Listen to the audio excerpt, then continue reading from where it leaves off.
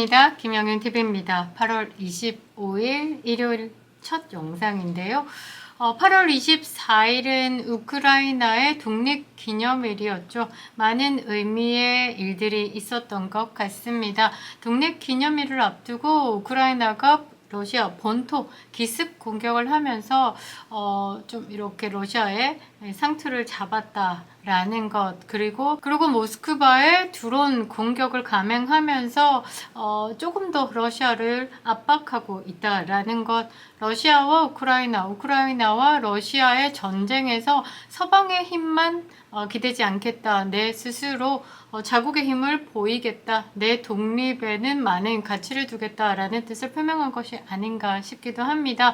24일 우크라이나에게도 큰 의미가 있었고요. 대한민국에도 의미가 있는 날인 것 같습니다. 매일 자살의 길로 가고 있는 대한민국이라 미래가 참으로 걱정되기도 합니다.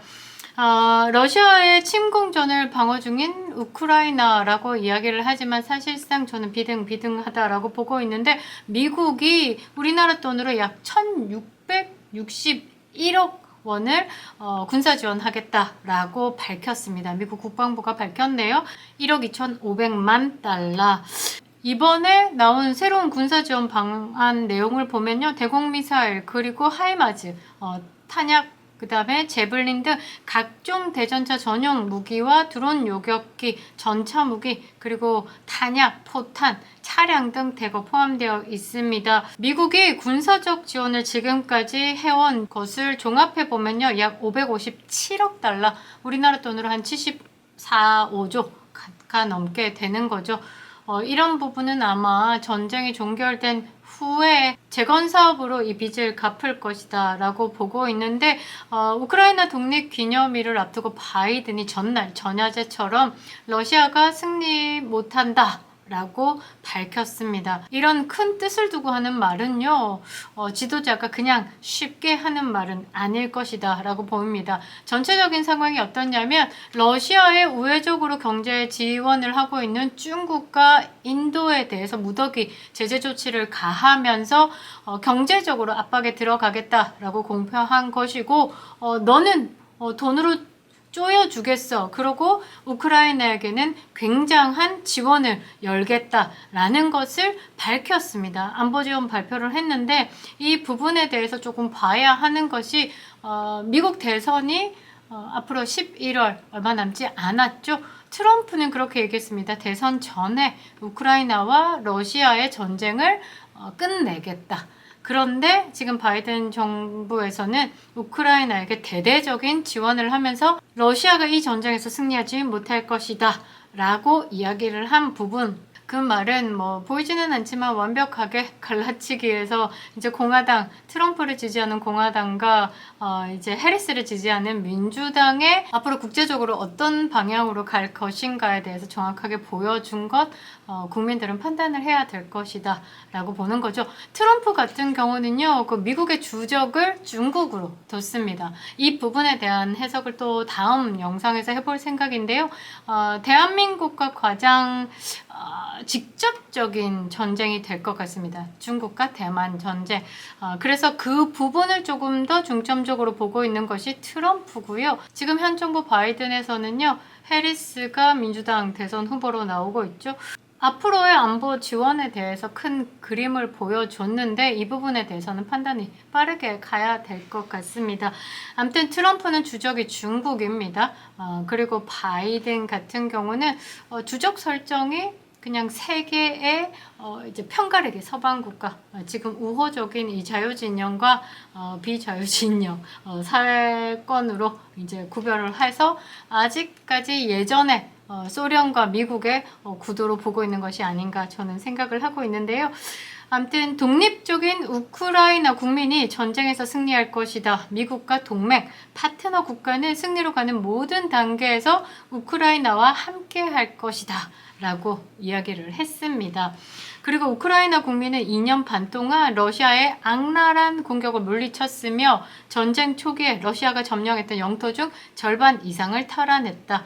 그들은 러시아의 극악무도한 범죄와 만행에도 굴하지 않았다 라면서 막판까지 힘쏟아서 싸워. 너네들은 생존이야. 우리가 지원하니까 이악 물고 싸워 라고 우크라이나 국민들을 응원하고 있는 겁니다. 미국은 우크라이나와 러시아 전쟁이 시작된과 동시에 무형의 자산이라고 할 수 있는 전략 전술 이런 부분에 대해서 퇴역 군인들이 가면서 그런 부분에 대해서는 굉장히 지원을 많이 했고 2년차 지나면서 우크라이나도 그런 미국의 전술 능력이 많이 이식되어서 굉장히 빠르게 전투력이 상승하고 있죠.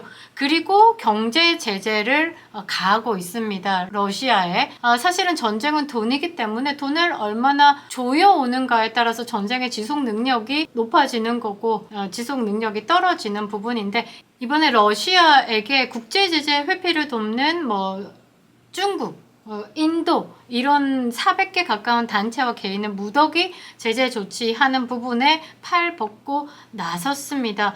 미국 국무부와 재무부의 제재 대상에는요. 러시아 기반의 기술 및 방위기업 60곳 그리고 러시아 기반으로 하는 운송 장비, 도매, 유통업체, 공급업체 등 터키, 프랑스, 홍콩, 이탈리아와 터키 국적자와 관련된 타장 네트워크 등이 포함되어 있다. 그러니까 우회적으로 경제적인 지원을 하고 있는 나라들이 우선 제재 대상이 되는 거고요. 그냥 지금 대부분 중국과 인도라고 보시면 됩니다.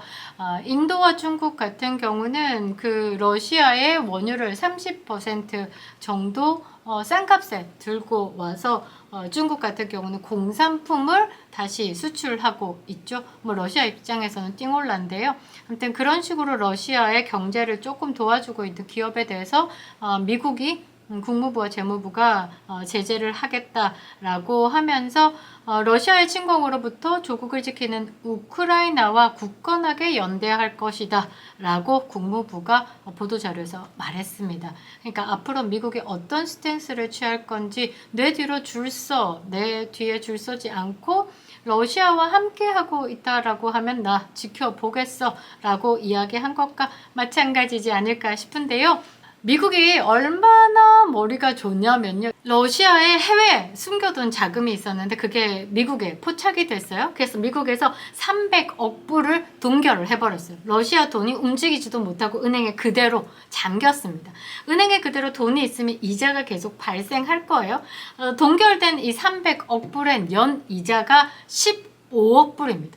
이번에 그 미국이 그 우크라이나에게 지원한다는 게 1억 2,500만 불인데 연 이자가 15억 불이 발생을 하죠. 전쟁 3년차 이자만 50억 불이라는 거죠. 그래서 이 300억 불에 동결된 이 자금으로 우크라이나에게 담보 대출을 해줬어요. 50억 불. 그리고 300억 불에서 추가적으로 발생하는 이자 있죠? 지금 1년에 15억 불, 2년에 30억 불, 지금 3년 차에 한 50억 불이 발생을 했었는데요.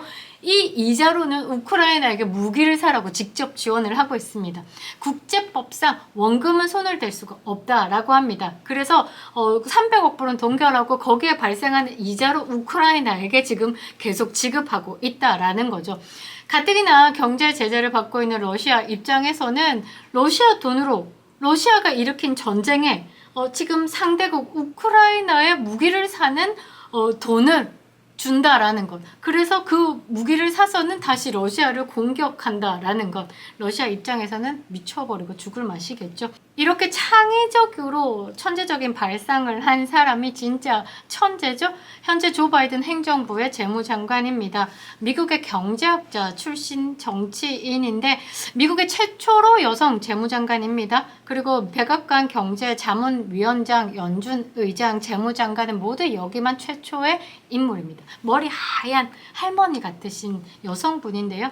천재입니다. 천재. 예일대학교 나오고 경제학 학부부터 시작해서 브라운 경제학 학부 다니고 예일대에서 대학원을 계속 이어가고 천재라고 보셔야 되는데 우리나라로 치면요. 청와대 정책실장이 한국은행 총재, 경제부총리 겸 기획재정부 장관은 모두 역임한 셈이죠.